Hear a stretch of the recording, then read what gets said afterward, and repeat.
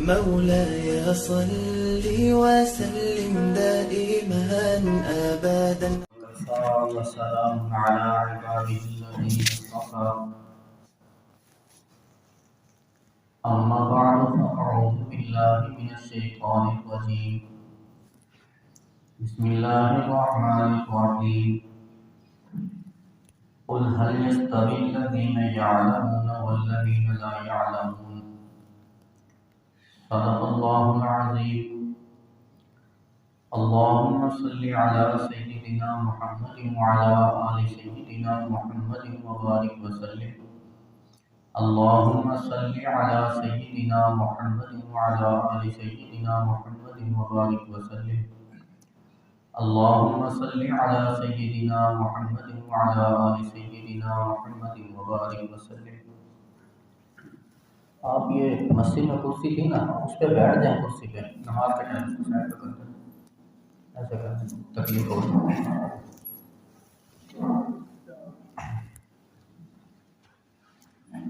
قرآن پاک میں اللہ رب العزت ارشاد فرماتے ہیں، پیغمبر آپ لوگوں کو بتا دیجئے،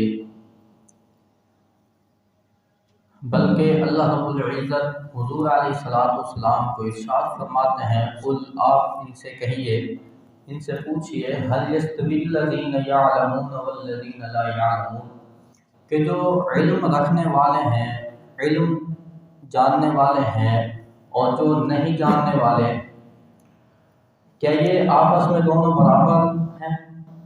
یہ برابر ہو سکتے ہیں؟ تو یقینی بات ہے کہ جو علم رکھتے ہیں وہ اور جو علم نہیں رکھتے تو وہ آپس میں دونوں برابر نہیں. اس لیے اللہ رب العزت فرماتے ہیں، انما یتذکر اولو الالباب، کہ عقل والوں کے لیے نصیحت ہے، عقل والے نصیحت حاصل کرتے ہیں. کہ یہ بات اتنی واضح ہے کہ علم رکھنے والے اور علم نہ رکھنے والے دونوں برابر نہیں ہیں، اس وجہ سے اس کا جواب نقل ہی نہیں کیا. علم والے یہ روشنی میں ہوتے ہیں اور علم نہ رکھنے والے یہ اندھیروں میں ہوتے ہیں. جو علم رکھتے ہیں یہ آخرت کے طالب ہوتے ہیں اور جو علم نہیں رکھتے یہ دنیا کے طالب ہوتے ہیں. علم حاصل کرنے والے، ان کی مثال اس شخص کی سی ہے کہ جو دیکھنے والا ہے، اور علم کو حاصل نہ کرنے والے، علم کی طلب اور شوق نہ رکھنے والے، علم حاصل نہ کرنے والے، ان کی مثال اس آدمی کی سی ہے کہ جو آدمی آنکھوں سے محروم ہو.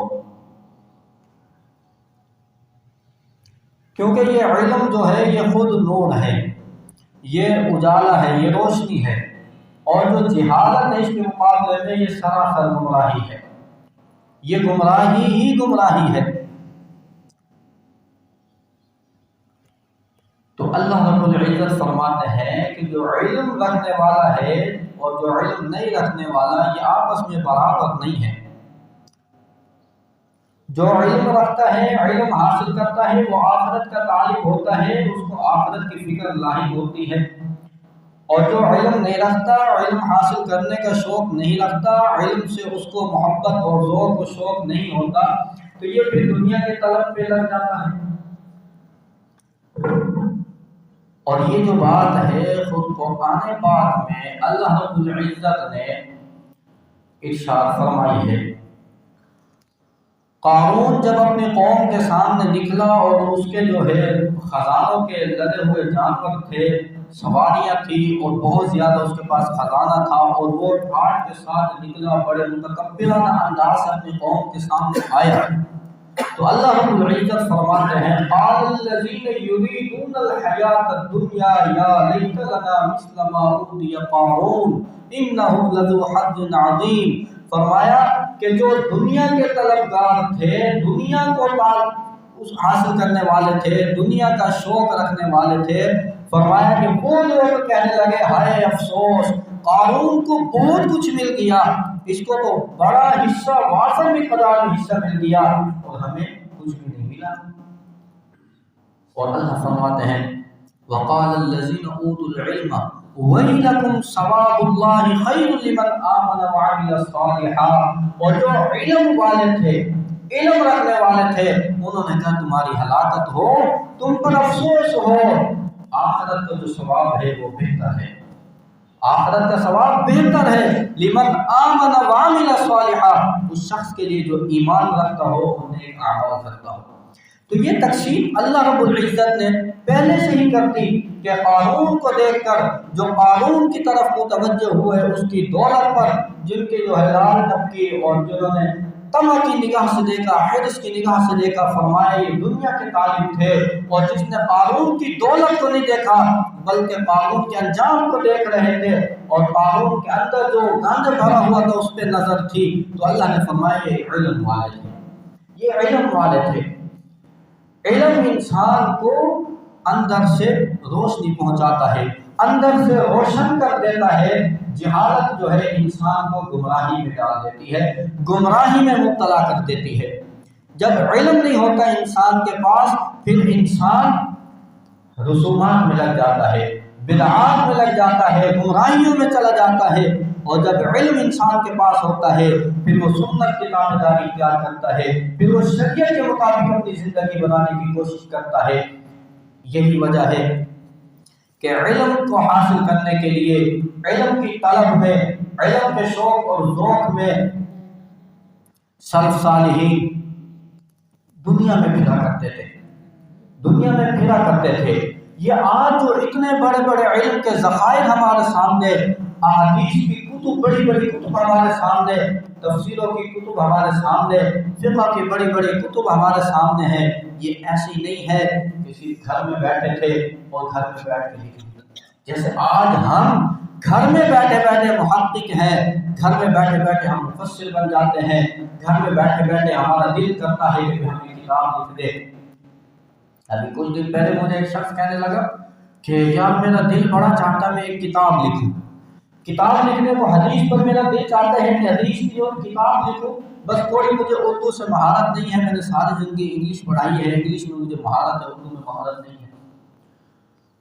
تو میں سوچنے لگا کہ بھائی افسوس یا اللہ کہ اس کی سوچ دیکھو، حدیث کی کتاب لکھنا چاہتا ہے، اور یہ تو چلو خیر کہ بھی اردو میں مہارت نہیں ہے، لیکن اندر بھی کچھ بھی نہیں ہے، کیونکہ ہمارے ساتھ رہتا ہے، ہمیں پتہ ہے کہ اندر بھی کچھ نہیں ہے، لیکن جو ہے ہم کیا کہتے ہیں کہ ہم رجال ونحن رجال، وہ بھی آدمی تھے، ہم بھی آدمی ہیں، انہوں نے یہ کام کی، ہم بھی کر سکتے ہیں، حالانکہ ان کی محنتوں کو نہیں دیکھتے ہم۔ تو علم جو ہے، علم جس طرح علم انسان کو ہدایت کی طرف لے جاتا ہے، انسان کو اجالے کی طرف لے جاتا ہے، انسان کی صحیح رہنمائی کرتا ہے، تو اس کے حصول کے لیے ویسے محنت بھی کرنی پڑتی ہے، محنت بھی کرنی پڑتی ہے۔ سلف صالحین محنت کیا کرتے تھے اور ان کو علم حاصل کرنے کا بہت زیادہ شوق ہوا کرتا تھا۔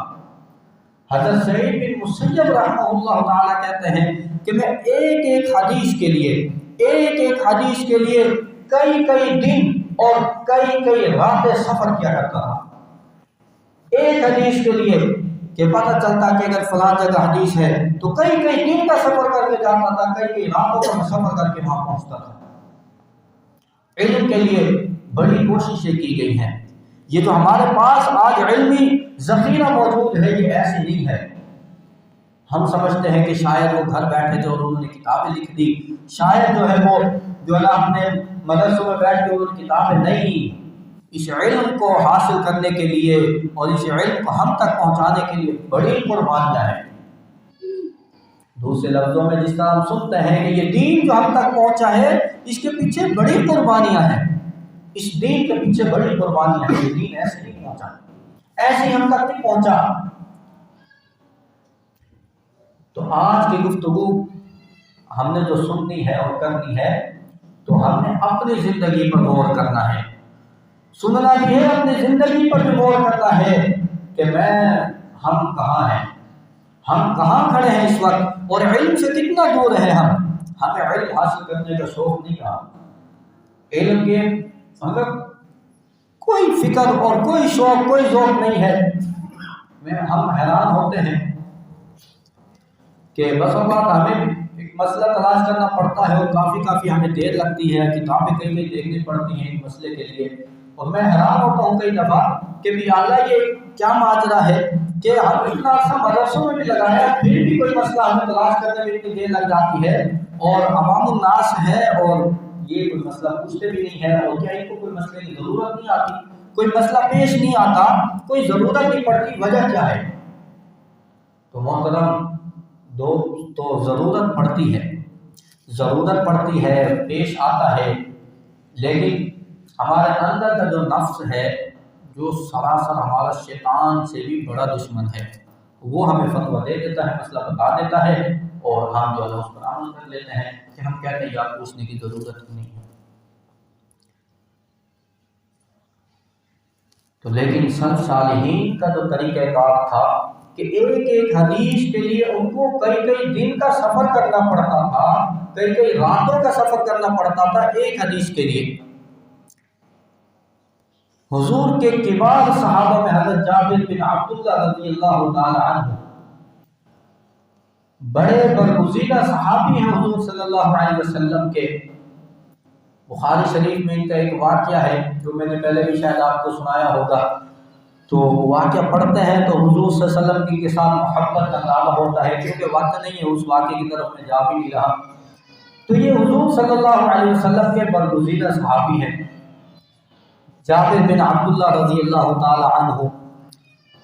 ان کو ایک حدیث کے بارے میں پتہ چلا کہ فلاں صحابی کے پاس یہ حضور صلی اللہ علیہ وسلم کی ایک حدیث ہے. اب دیکھیں، جیسے کہتے ہیں کہ بھی جو سوال ہوتا ہے وہ خود آدھا علم ہوتا ہے.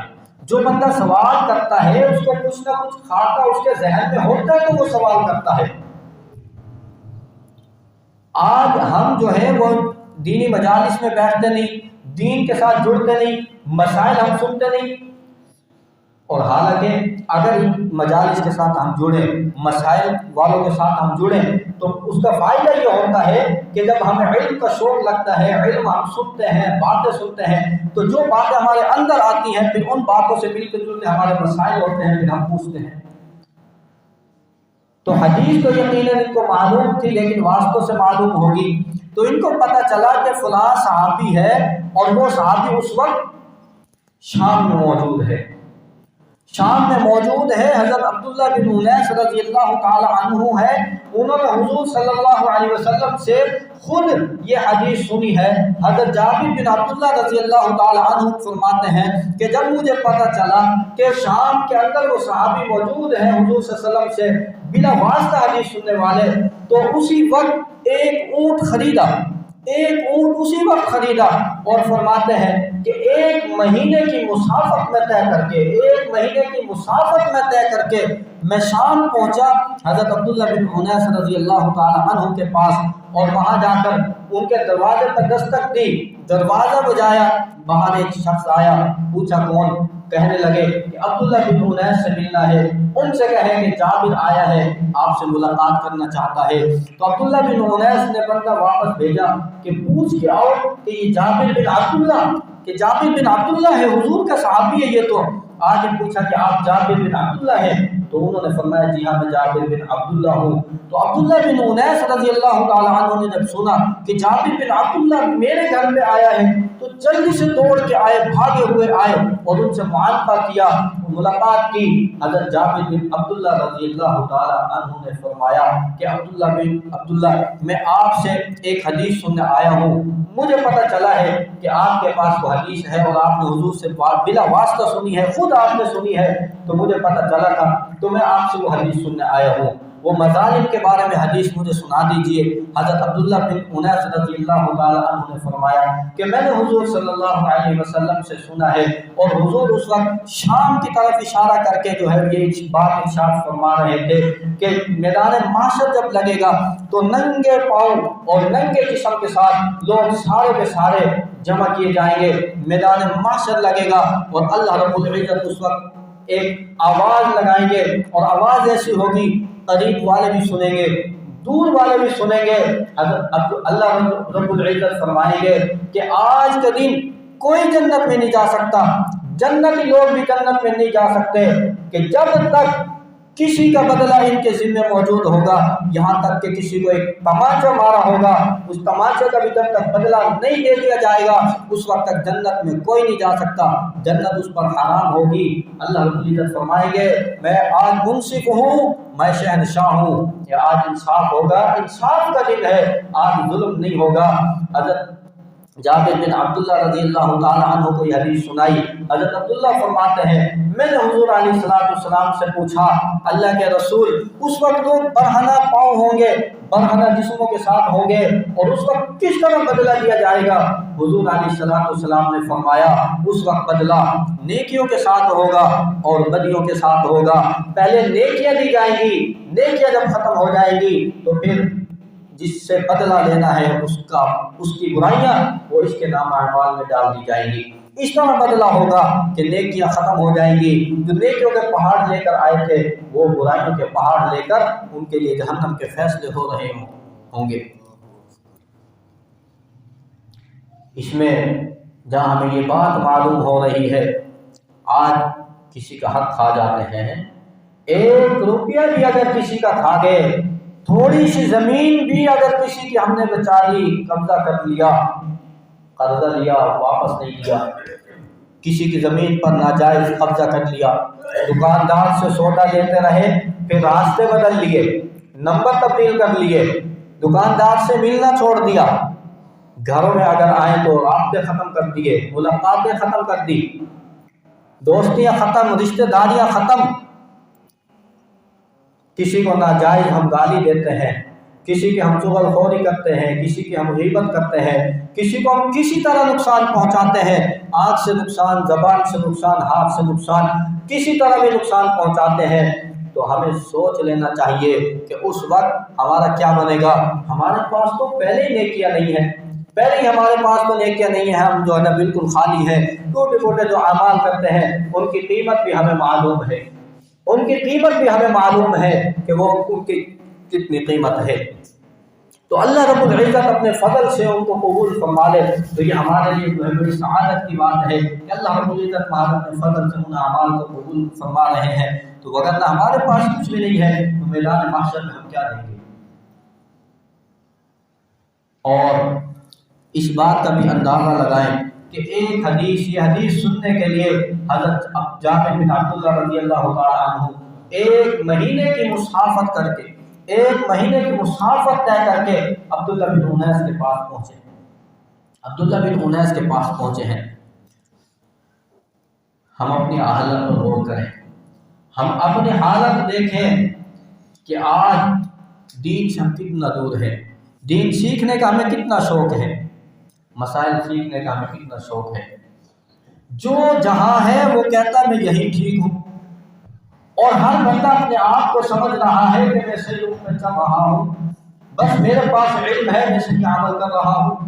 شیطان نے ہمیں دھوکے میں ڈال دیا، نفس نے ہمیں دھوکے میں ڈال دیا، ہم مسائل سے دور ہو گئے، علم سے دور ہو گئے، علم حاصل کرنے کا ہمیں شوق ختم ہو گیا، علم حاصل کرنے کا شوق ہی نہیں رہا۔ ہمیں کس چیز کا؟ ہمیں دنیا کا حرص، دنیا حاصل کرنے کا شوق ہے کہ دنیا جتنی جمع ہو جائے تو ہمارے لیے وہ کام ہوتی ہے۔ حالانکہ اتنا علم تو ہمیں حاصل کر لینا چاہیے کہ میں اپنی زندگی گزار سکے۔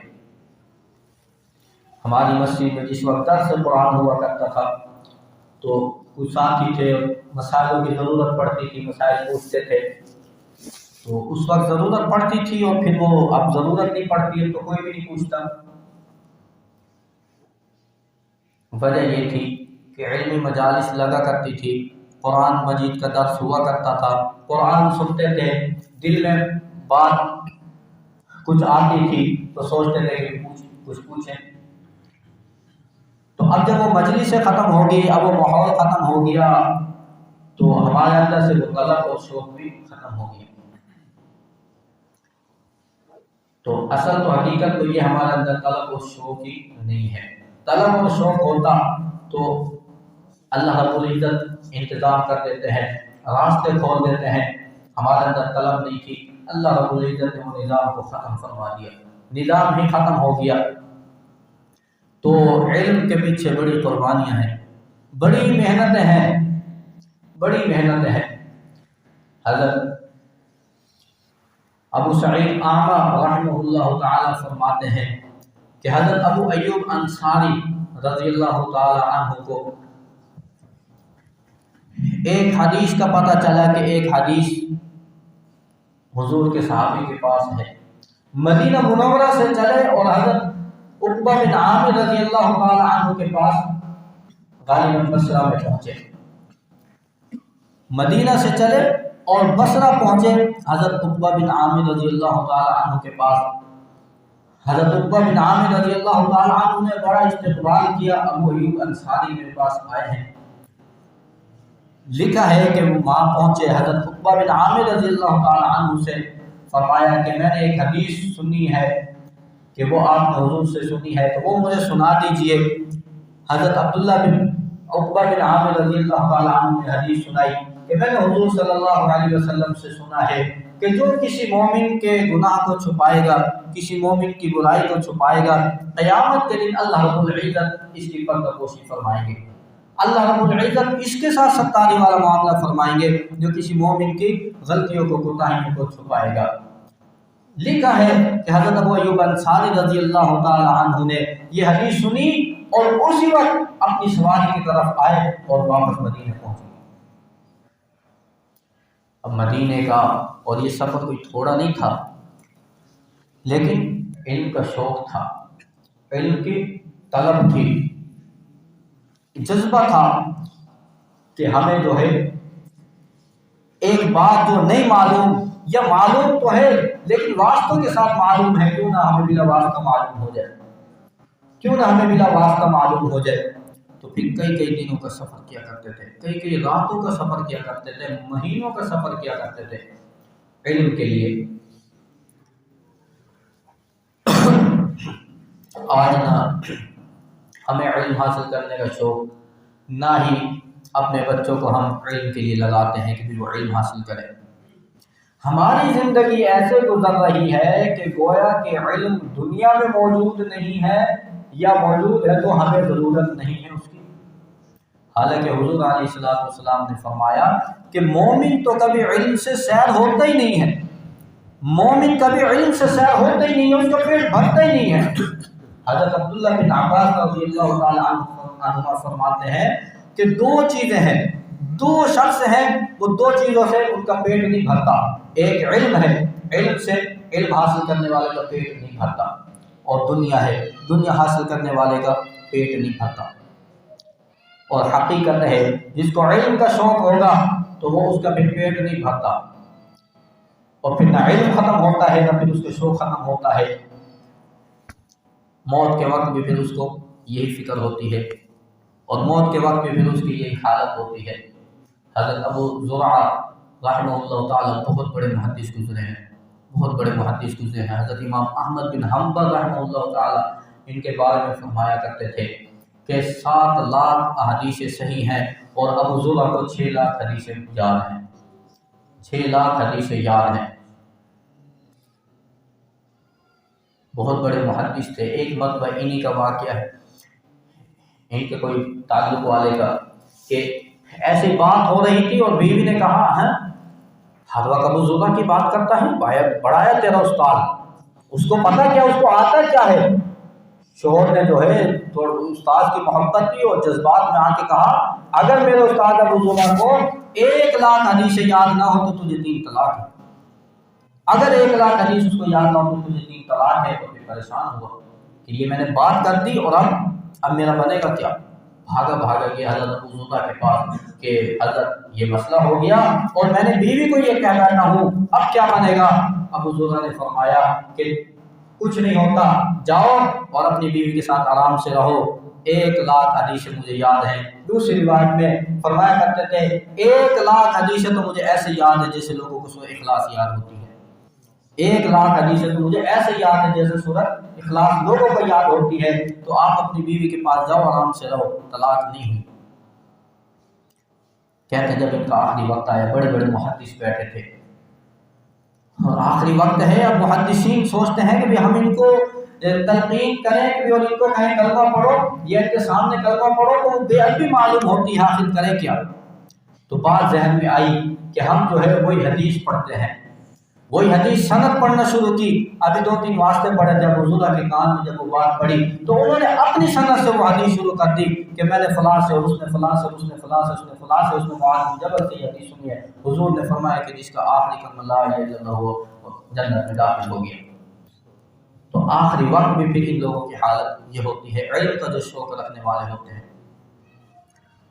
حضرت انور شاہ کشمیری رحمہ اللہ کے بارے میں مشہور ہو گیا کہ انور شاہ کشمیری فوت ہو گئے، بیمار تھے، مشہور ہو گیا کہ انور شاہ کشمیری فوت ہو گئے۔ دارالعلوم دیوبند کے سارے اساتذہ و بڑے بڑے اکابرین جب پتہ چلا تو رنجیدہ ہوئے، سب بھاگے گئے فوراً کہ بھی حضرت کا پتہ کرے کہ انتقال ہو گیا۔ جب گھر پہنچے تو پتہ چلا کہ خبر غلط تھی، فوت نہیں ہوا، انتقال نہیں ہوا، لیکن طبیعت حضرت کی خراب ہے، اپنے کمرے میں آرام فرما رہے ہیں۔ تو اجازت، بڑے بڑے علامہ شبیر احمد عثمانی، مفتی شفیع عثمانی، بڑے بڑے حضرات ہو رہی موجود، تو سوچا کہ اب استاد کی زیارت کرتے جائیں، خیریت دریافت کرتے جائیں، تو اجازت طلب کی، اجازت لی اور اندر جب گئے تو دیکھا حضرت انور شاہ کشمیری رحمہ اللہ ٹیک لگائے بیٹھے ہیں، اور ایسے ٹیک لگا کر اور ایک کتاب کھولی ہوئی ہے اور اس کا مطالعہ کر رہے ہیں۔ حالت یہ ہے کہ بھی مشہور ہو گیا کہ انور شاہ کشمیری فوت ہو گیا، انور شاہ کشمیری کا انتقال ہو گیا، اور جب اس کو پتہ کرنے آ رہے تو وہ ٹیک لگا کے ایسے سہارا گھر بیٹھ نہیں سکتے، کھڑے نہیں ہو سکتے، کتاب پکڑنے سے عاجز ہے لیکن کتاب کا مطالعہ کر رہے ہیں۔ شاگردوں نے کہا، ساتھیوں نے کہا کہ حضرت ایسا کون سا مسئلہ رہ گیا؟ یہ انور شاہ کشمیری وہی ہے جب یہ قادیانیوں کا یہ مقدمہ بہاولپور کا چل رہا تھا، اور قادیانی نے جو ہے نا وہ ایک مسلم الثبوت کی عبارت پڑھی، غالباً یہ کتاب تھی، اس کی عبارت پڑھی اور اس نے جو ہے نا عبارت پڑھی اور عبارت کو غلط انداز سے پڑھا۔ تو انور شاہ کشمیری نے کہا جج صاحب یہ عبارت غلط پڑھ رہا ہے، تو جج صاحب نے کہا کہ آپ کے پاس کتاب ہے، اس کے پاس تو کتاب، وہ کتاب سے پڑھا، آپ کے پاس کتاب نہیں ہے۔ انہوں نے کہا جج صاحب کتاب نہیں ہے، آپ کتاب لے کے دیکھ لیں، آج سے میں نے 32 سال پہلے اس کا مطالعہ کیا تھا، 32 سال پہلے میں نے اس کا مطالعہ کیا تھا اور اس میں یہ بات نہیں ہے۔ یہ انور شاہ کشمیری وہی ہے کہ بہاولپور کے جب یہ مقدمہ چلا، سب حضرات بڑے بڑوں نے کہ بھی مقدمہ لڑنے کے لیے کس کو آگے کریں گے، کون سا عالم آئے گا، تو انہوں نے کہا یہ انور شاہ کشمیری کو بلایا جائے۔ اور انور شاہ کشمیری کی حالت اس وقت وہ تھی کہ چرپائی پر ان کو اٹھا کر لایا گیا، چل نہیں سکتے تھے، لیکن ختم نبوت کا مسئلہ تھا۔ آج ہم کہتے ہیں کہ قادیانی سے جو دوستی کر لینی چاہیے، تو کوئی نہیں یار، وہ بھی انسان ہے، ان سے لین دین ہونا چاہیے۔ لوگ جھگڑتے ہیں، لوگ باتیں کرتے ہیں، یہ نہیں دیکھتے کہ وہ قادیانیوں کا تعلق وہ گنبد خضرا والے کے ساتھ کیا معاملہ کرتے ہیں۔ وہ انسان نہیں، وہ انسانیت کے، ان کو انسان کہنا بھی نہیں چاہیے، وہ تو حضور کی ختم نبوت کے ڈاکو ہیں، وہ دھوکے باز ہیں۔ تو انور شاہ کشمیری بیماری کی حالت میں کیونکہ مسئلہ ختم نبوت کا ہے تو میں اس کو چھوڑ نہیں سکتا، اور کیس لڑا، پورا کیس لڑا، اور فرمایا ساتھیوں سے کہ یہ کیس میری زندگی میں اس کا فیصلہ ہو گیا تو ٹھیک ہے، میری زندگی کے بعد اگر اس کا فیصلہ ہوا میری قبر پر آ کے بتا دینا کہ انور شاہ کشمیری مسلمانوں کے حق میں فیصلہ ہوا ہے۔ قادیانیوں کو جکڑا تھا دلائل میں، تو خیر، تو یہ مطالعہ کر رہے تھے۔ تو ساتھیوں نے پوچھا کہ حضرت ایسا کون سا مسئلہ رہ گیا، کون سا مسئلہ ایسا کہ آپ اس وقت دیکھ رہے ہیں، ہمیں بتا دیتے، ہم آپ کو بتا دیتے کہ آپ کو تلاش کر کے آپ تھوڑا آرام کر لیں۔ تو فرمایا کہ مسئلہ تو کوئی نہیں رہا، بس یہ ایک روگ ہے جو مجھے لگا ہوا ہے، اس روگ کا علاج کیا کروں، روگ ہے اس روگ کا کیا علاج کروں۔ تو محترم وقت مکمل ہو گیا، تو علم حاصل کرنے کا ہمیں شوق ہونا چاہیے، علم حاصل کرنے کی ہمیں فکر ہونی چاہیے، دین کو سیکھیں، دین کو سیکھ کر زندگی گزاریں، دین کو سیکھ کر عمل کریں، اور اپنے آنے والی نسلوں کو ہم علم سے ان کو واقف کروائیں۔ علم ان کو ہم ایک آدھا بندہ تو ہم ان کو ایسی جگہ لگائیں کہ جو علم حاصل کرے، کم از کم زندگی اپنی ایسے گزارے کہ ہم علم پوچھ کے اور معلومات لے لے کے ہم اپنی زندگی گزاریں۔ ہمیں جب بیٹھیں گے اور پتہ چلے گا مسائل کا، ہمیں نہیں پتہ، اور میرے ساتھ جب ساتھی بیٹھتے ہیں، جب مسائل چھڑتے ہیں، مسائل چلتے ہیں، پھر لوگ یہی کہہ کے اٹھتے ہیں بڑا مشکل ہے، ہمیں تو کچھ بھی نہیں پتہ تھا، ہمیں کچھ بھی نہیں پتہ تھا۔ تو اس لیے علم حاصل کرنے کا شوق پیدا کریں. اللہ رب العزت ہمیں عمل کی توفیق عطا فرمائے. وما مولاي صل وسلم دائما أبدا